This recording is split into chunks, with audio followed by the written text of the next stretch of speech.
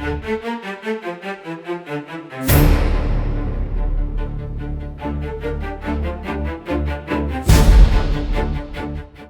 చెరువు జంక్షన్కి వెళ్ళగానే ప్రతి ఒక్కరికి గుర్తొచ్చేది చిరంజీవి పార్క్.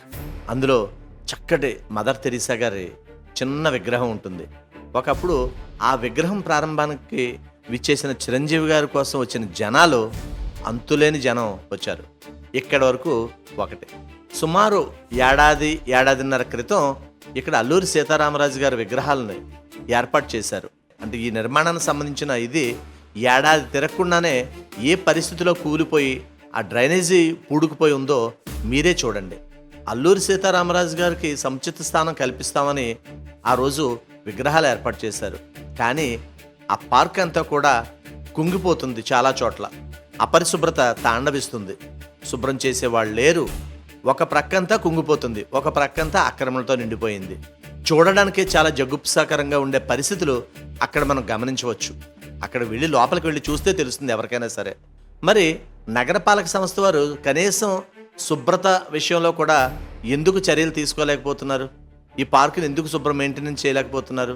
ఓ పక్క నుంచి కుంగిపోతుంది, సరే పోయిన తర్వాత మళ్ళీ ఇంకోసారి కాంట్రాక్ట్ పిలిచి మళ్ళీ చేద్దామని ఎదురు చూస్తున్నారా? రెనోవేషన్ కోసం ఏర్పాట్లు చేస్తున్నారా అనే సందేహాలు కూడా ప్రజల నుంచి వెలువెత్తుతున్నాయి.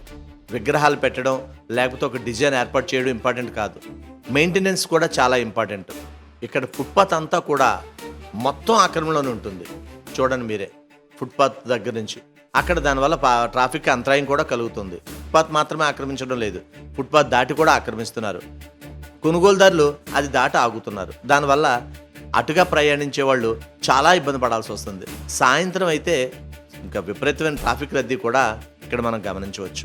మరి ఎక్కడైనా ప్రజాధనంతో ఏర్పాటు చేసామన్న విషయం గుర్తుకు తెచ్చుకుని నగరపాలక సంస్థ అధికారులు కాస్త కొంచెమైనా బాధ్యతగా ఉంటే బాగుంటుందని ప్రజలు కోరుకుంటున్నారు.